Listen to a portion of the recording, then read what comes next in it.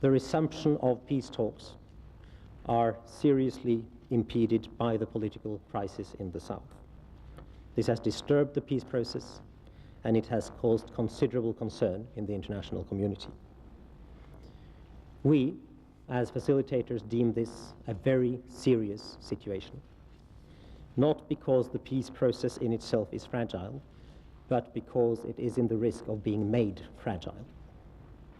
Even though most concerned parties and most concerned politicians pledge their commitment to upholding the ceasefire, and even though there is overwhelming public support in all areas of the country for the peace process, we need to make clear that the ceasefire will be much more difficult to sustain in a political vacuum. If there is no negotiations, if there is no political horizon, the ceasefire in isolation will be much harder to sustain. Currently, who is in charge of the peace process, the President or the Prime Minister?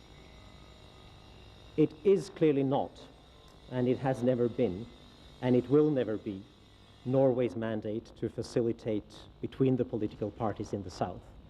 We have been asked by several politicians, civil society group, media, what Norway can do to facilitate a solution to the political crisis in the south.